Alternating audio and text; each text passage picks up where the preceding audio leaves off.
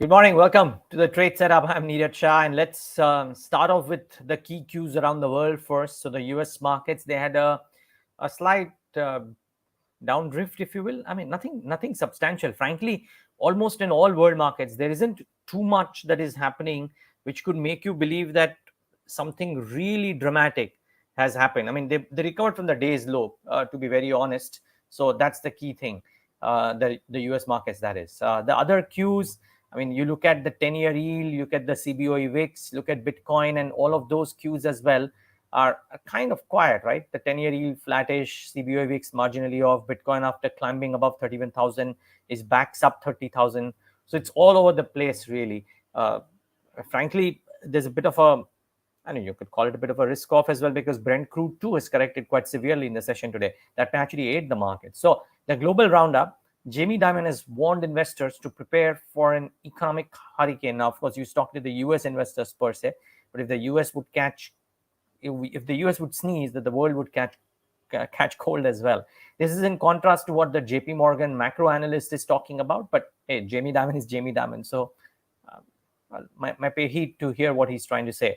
Brent crude futures, the last I checked, was down about 4.5 to 5% between this range of 116 to 117.5. So, but it's corrected quite a bit. So keep that at the back of your mind. India's May GST collections have risen 44%. So that continues to be okay. By the way, amongst other things, I think crude may have done what it has done also because I think the Financial Times is reporting that Saudi Arabia has indicated that it is prepared to raise the output if Russia's output falls substantially. So now let's get this plate off. So one key reason why there could be a bit of a shift here, because hitherto it was always believed that the Russian, I mean, despite the Chinese issues, etc., crude prices continued to hover at highs. But now if Saudi Arabia is talking about this step, and if there is some bit of an increase in output, that might just help the world stockpiles, and therefore might be considered to be good news. So let's wait and watch if crude continues its downtrend,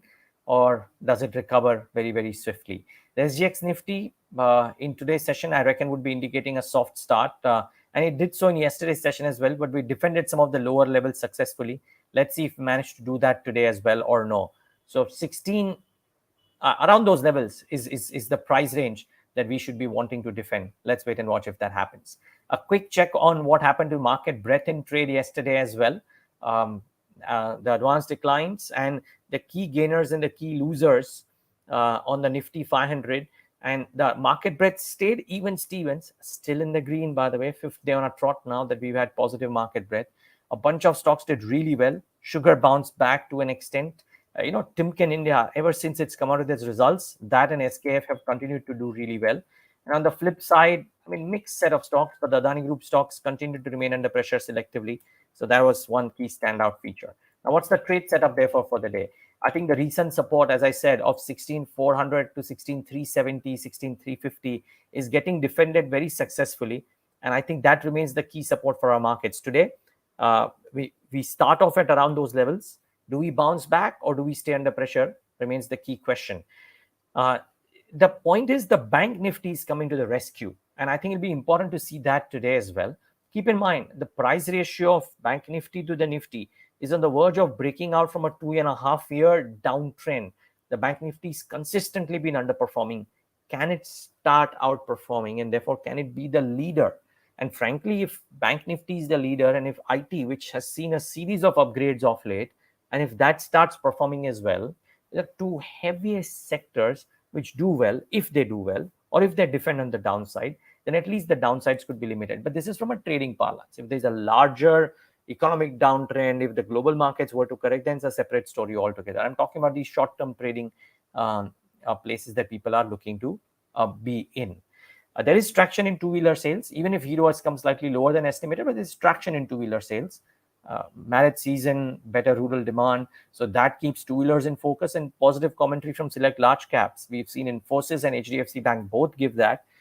Does maybe augur well for specific sectors, which is probably another reason why banks seem to be doing okay. Not too many stocks that we can really talk about. There's a bit of auto sales and some stock-specific, mid-cap specific news, which we will try and bring out. So firstly, from among stocks that could have a bit of a reaction, right? So Greaves Cotton, the Abdul Latif Jameel International, a company, is going to infuse about $150 million or about 1160 crores for about 35% stake in Greaves Cotton's wholly owned subsidiary Greaves Electric Mobility, which I believe manufactures the Ampere brand of electric scooters. Now, the post-money equity value for Greaves Electric Mobility is roughly at 3,238 crores, converted uh, for about 150. So it comes to, I mean, at these valuations, comes to about 3,238 crores. And the current market cap of Greaves Cotton, the parent, is about 3,745. So clearly, the subsidiary valuation is very close to the parent. So you're getting the parent's business for an X, slightly smaller sum. It doesn't always work that way simply because holding company discounts come into play. So don't take this as a 1:1 correlation, but it's certainly being done at a decent valuation. The issue is that Greaves Cotton, I think the things as they stand, is largely getting the fanfare for its EV subsidiary. So I don't know how much enthused people would be by this sum of parts for Greaves Cotton per se. But if it has traction today, and I don't know if it does, I reckon it could. But if it does have traction, then you know why this is happening. It's because of this particular announcement. May sales data for Eicher Motors and Hero MotoCorp is one I want to highlight. So for Eicher Motors, the motorcycle sales were 63,643 units. The expectations were 63,000. So largely in line with expectations. Hero is where maybe the small issue came in at 486,704 versus the expectations were about 525. So clearly compared to estimates, it's come off quite materially. But keep in mind the estimates were at 5. The corresponding number was about 183,044. So had they come in at 525, it would have been a 187% jump. Now it's about a 150% jump or thereabouts, right? So it's a fairly strong performance, just that it's below estimates, but it does keep two-wheelers firmly in focus. In fact, Jeffrey's note came out with all their synopsis of what they thought of the auto sales numbers for the month of May. So they are saying that Tata Motors stood out for them was with wholesales 82% above 2019 numbers. They are now trying to compare pre-COVID with post-COVID. So leave out 2020, 2020, 21. So pre-COVID, post-COVID, Tata Motors stood out. Wholesales above 82% above 2019. M&M Maruti 28% above 2019. Bajaj Auto Hero MotoCorp 25 to 34% lower than 2019. But volumes better for Hero MotoCorp and Ashok Leyland versus their estimates. So multiple ways to slice and dice these numbers. I would suspect that that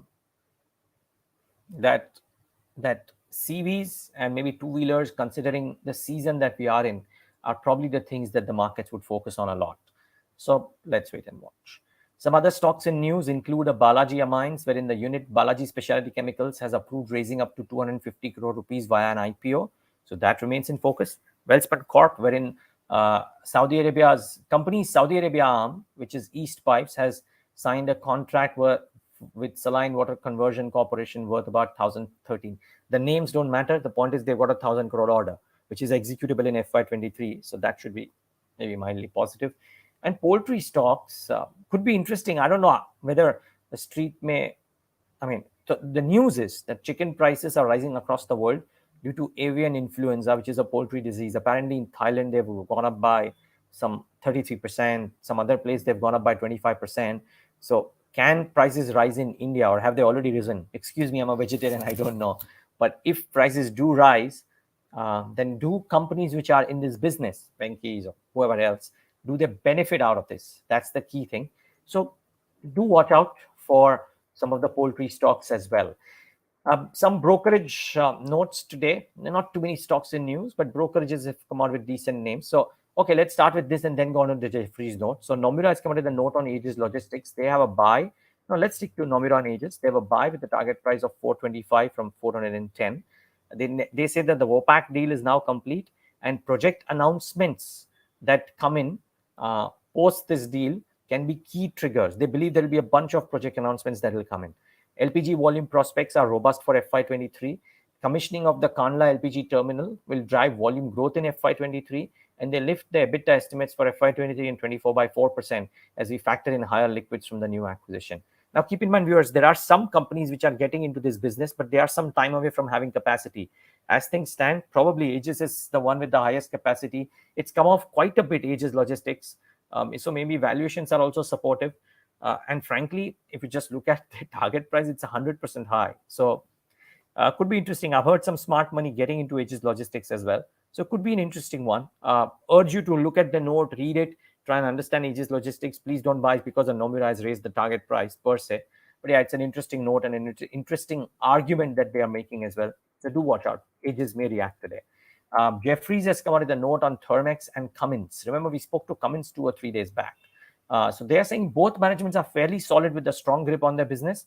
But according to them, Thermax scores on higher green portfolio revenues, stronger EPS growth, and improving capital allocation. They believe valuations will remain at a premium for Thermax, which is a buy according to them with a 31% target price upside, and Cummins an underperform with a 17% downside. They believe the medium-term visibility of Cummins on the diesel portfolio is a big question mark. So remains to be seen. When we spoke to them and I asked them about this diesel portfolio issues, the management of Cummins said that well to product, their products are more eco-friendly than electric vehicles as well, because electric vehicles use coal-powered thermal plants for electrification, right? So they have arguments and they are saying that a lot of those products have a fairly high margin, and they are very confident of maintaining or improving margins going ahead as well. This is Cummins that I'm talking about. So could be interesting. Can Cummins, which most of the street doesn't quite like as much, surprise on the upside? That's a key question. Amongst other brokerage notes, Wipro, Macquarie's raised the recommendation to an outperform from a neutral. The target price is 660, which is a 40% upside. Keep in mind, viewers, yesterday or day before, I was talking about one more, I think Infosys, on which somebody had come out with a note which had said that their target price is some 37% upside. So that could be interesting. In fact, Macquarie, they have an outperform rating across the universe. TCS and HCL Tech are top picks, and they have upgraded Wipro to an outperform with the target price raised to 660 from 630. So that could be pretty interesting as well. A few stocks, few brokerage notes. Autos, IT, banks remain in focus. Watch out for the key support level, which is where we will start off itself. So if we bounce back from there, and if banks lead the way, then it could well be a repeat of what we've seen the last few days. Thanks so much for tuning in today. Have a safe day ahead. And frankly, the cases are moving up. So if you're stepping out and if you can wear a mask, maybe wear a mask.